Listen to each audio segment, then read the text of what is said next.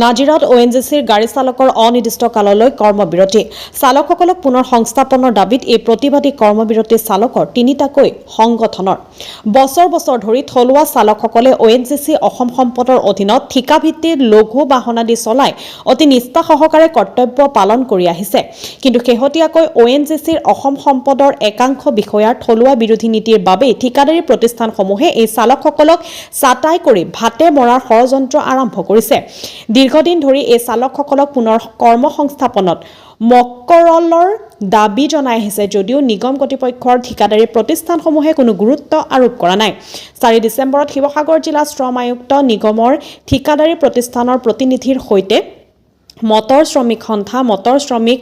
workers union আৰু চালকসকলৰ মাজত অনুষ্ঠিত হোৱা আলোচনাত সংশ্লিষ্ট কৰ্তৃপক্ষই কোনো সঁহাৰি নজনালে যাৰ বাবে আজি পুৱা 5 বজাৰ পৰা ONGCৰ অসম সম্পদৰ অধীনত ঠিকাদাৰী চালকসকলৰ তিনিওটা সংগঠনে সমূহীয়াকৈ অনিৰ্দিষ্ট কাললৈ কৰ্মবিৰতি পালন কৰিবলৈ বাধ্য হোৱা বুলি শ্ৰমিক চালকসকলে জানিবলৈ দিয়ে শিৱসাগৰৰ পৰা ফাৰহান লস্কৰৰ ৰিপৰ্ট নিভাজ অসম লাইভ আমাৰ আজি যোৱাকালি আমাৰ ONGC কৰ্তৃপক্ষ আৰু RLCৰ লগত আমাৰ যিখন আলোচনা আমি মটৰ ৱৰ্কাৰ্ছ ইউনিয়ন আৰু সেল্ফ ডিপেণ্ডেণ্ট ড্ৰাইভাৰ্ছ ইউনিয়ন আৰু লগতে আপোনাৰ কণ্ট্ৰেকচুৱেল ৱৰ্কাৰ্ছ ইউনিয়ন আমি আছিলোঁ আমাৰ লগত আমাৰ যিসকল আমাৰ চালক সন্থা আছিলে চালক সন্থাসকলৰ লগত আমাৰ ONGC কৰ্তৃপক্ষ আৰু লেবাৰ ইউনিয়নৰ যিজন শ্ৰম আয়ুক্ত আছিলে তেওঁৰ লগত মিলিত হৈ পেলাই আমি আলোচনাৰ মৰ্মে আমি আশা ৰাখিছিলোঁ যে ONGC কৰ্তৃপক্ষই আমাক সহায় সহযোগিতা কৰিব কিন্তু তেওঁলোকে মৌখিক হিচাপে কৈছে যে সহায় সহযোগিতা কৰিম কিন্তু আমি লিখিত হিচাপে বিচাৰিছিলোঁ কাৰণ আমি আজি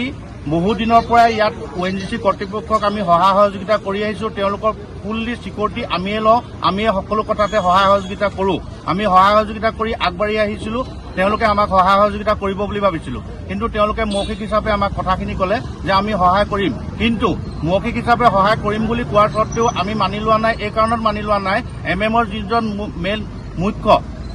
যিজন মুখ্য প্ৰবঞ্চক তেওঁৱে সেই মিটিঙত নাই ED মহোদয় নাই তেনেহলে আমি কি কাৰণত কি হিচাপত আমি মানি ল'ম যে এই কথাখিনি সত্য বুলি আমাক প্ৰমাণিত কৰি দিব পাৰিব ONGCয়ে আমি সেইটো কাৰণে ONGC কৰ্তৃপক্ষক এটা কথা এই স্থলৰ পৰা হকিনি দিব বিচাৰিছো যে ONGC কৰ্তৃপক্ষে আমাৰ লগত যেতিয়ালৈকে আলোচনাত মিলিত নহয় তেতিয়ালৈকে আমি আজি 5 বজাৰ পৰা কৰ্মবিৰতি হাতত লৈছো এই অনুষ্ঠান আমাৰ কৰ্মবিৰতি অনুষ্ঠানটো আমাৰ ONGC কৰ্তৃপক্ষই যেতিয়ালৈকে আমাৰ লগত আলোচনা নকৰে তেতিয়ালৈকে আমি অনাগত দিনলৈকে আমি আগবঢ়াই গৈ থাকিম বুলি আপোনালোকৰ মুখৰ আগত প্ৰতিশ্ৰুতি দিলো আৰু এই সুযোগতে আপোনালোকৰ সাংবাদিক কৰ্মীসকলক আমাৰ তিনিওখন সংগঠনৰ তৰফৰ পৰা আন্তৰিক অভিনন্দন জ্ঞাপন কৰিছো আমাৰ ONGCয়ে প্ৰায় লঘু যান বাহনৰ যি নিবিদা তেখেতলোকে লটাৰী প্ৰক্ৰিয়া কৰি অলৰেডি এদায় কৰিছে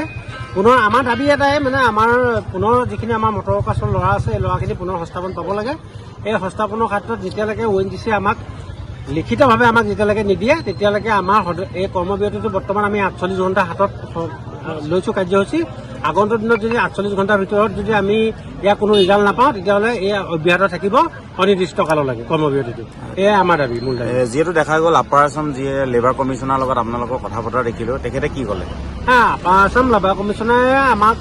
পক্ষে আছে মৌখিকভাৱে আমাক কৈ থৈ গৈছে কিন্তু তেখেতে লিখিতভাৱে আমাক এতিয়ালৈকে একো দিয়া নাই লিখিতভাৱে নোপোৱালৈকে আমি